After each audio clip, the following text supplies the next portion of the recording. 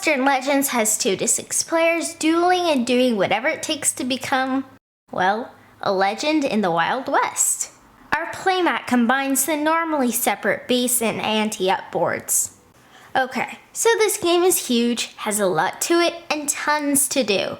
Rather than diving deep into it, I'm going to give you a general idea of gameplay, the things you can do on your turn, and how the different playstyles work. Characters have variable starting loot and locations. Money will let you purchase and or upgrade your weapon to protect you or bring harm to others. You can also purchase and or upgrade mounts to travel faster. Upgrades have unique names, sometimes an ability, and award endgame legendary points, LP. The winner is the player who, after the endgame triggers and scores are added, has the most LP. Your player board shows your gold and money total and limit, 4 nuggets and $120. Health is in the bottom left. If wounded, your maximum hand size drops, but you're never eliminated. You may exceed this limit on your turn, but must discard down at the end of your turn. The legendary token spaces in the top left is a variant that I recommend always using. Take your 4 character-specific goal cards, then randomly discard 1 without looking at it. When you first accomplish one of these goals, draw a legendary token from the back.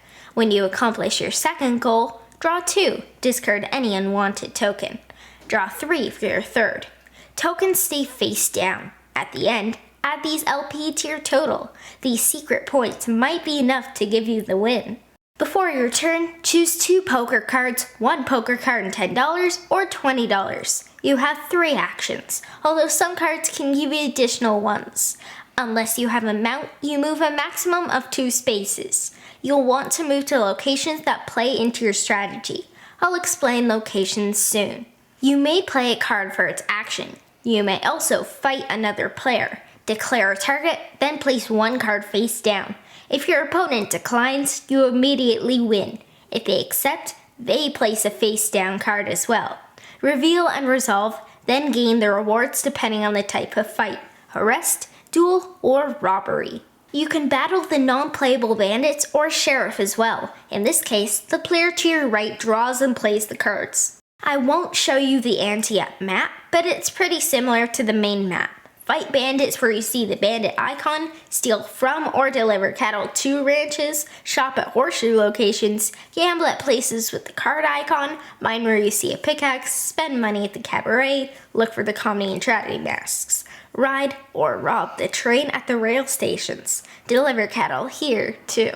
Deposit or rob the bank, heal at the doctor's office. You can perform an action at a location or work for an immediate $10. Actions earn you money, LP, or even both. Some actions may also earn you marshal or wanted points. As you do bad things, you'll move up this track. Watch out, you might get arrested if an opponent moves the sheriff into your space, or maybe a marshal player just wants to claim the bounty for themselves.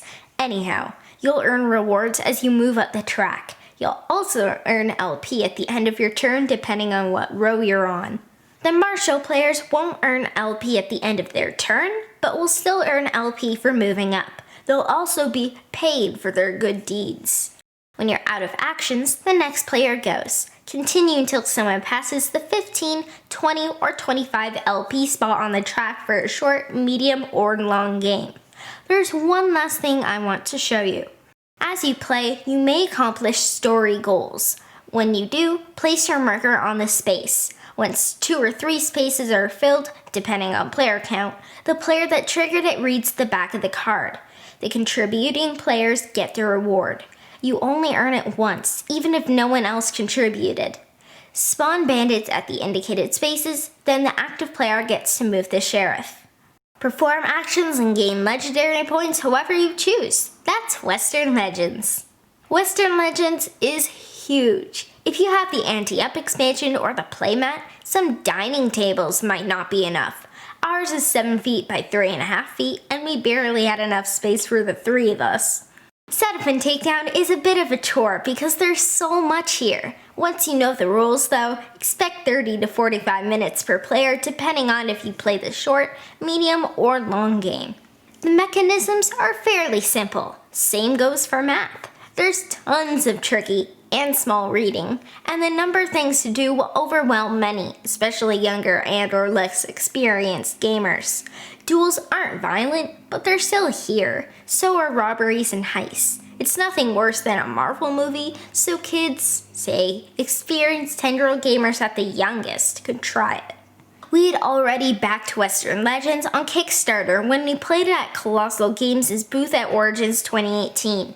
I had been reviewing for a while.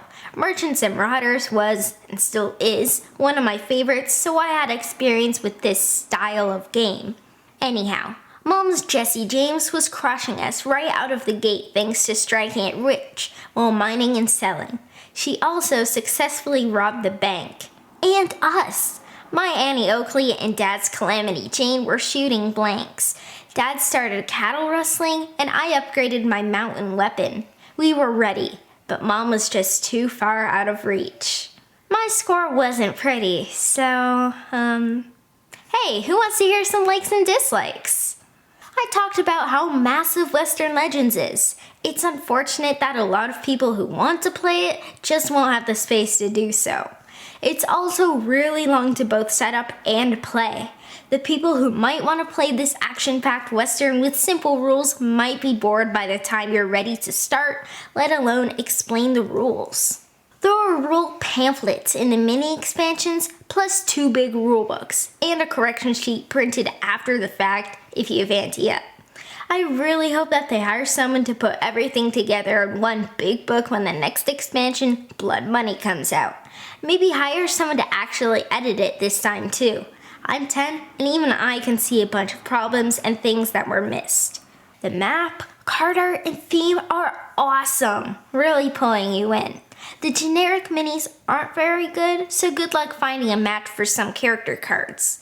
The graphic design is fine in some ways, but poorly cut tokens or changed icons from the rulebook to board hurt the game. I love how each character has unique starting items and starting locations. The stories on the cards help me learn about these cool legendary people, and the gold are thematic and fit with their style. I also like how there's a lot of diversity in the characters, which might not be expected in a Western-themed game. The multi-use poker cards are brilliant. Do you use them to gamble, as actions, or save them for duels? The action/reaction/face system adds some tension in fights and forces you to pick your battles carefully. On the flip side, getting robbed/arrested is bad, but it's not devastating. Your hand limit shrinks. Steal or mine to pay the doctor to heal yourself completely, then get back to whatever it is you were doing. The number of ways to get points is incredible. Rustle/transport cattle, duel/fight, mine, accomplish goals, spend money at the cabaret, upgrade gear at the stores, and so on. The expansions add even more. Western Legends is long, but super cool. It was one of my top 2018 games because of what's in the box and how much there is to do. At lower counts, the game can feel a little solitary. Also, if you're dealing with bandits popping up or one other player, another can mine or drop money at the cabaret to earn loads of legendary points.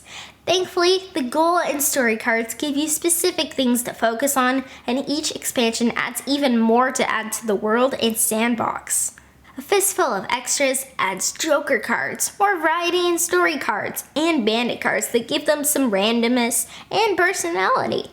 The Good, the Bad, and the Handsome adds story cards that encourage interaction, legendary items, and new playable characters. It's good, but if you had to choose one, track down A Fistful of Extras first. Ante Up is a big boxed expansion that adds a train to ride and rob, a new store, a new way to gamble, a new way to be rewarded for gambling, and more characters. Between it and its small box expansion, while a bunch of extras, they add bits to replace some poorly made ones from the base game, and also add a terrible rulebook with missing information. I want to recommend these for the cool additions, but Colossal's quality in all their games, especially this one, have been going downhill. Pick up Ante Up and Wild Bunch of Extras, but only when they're on sale.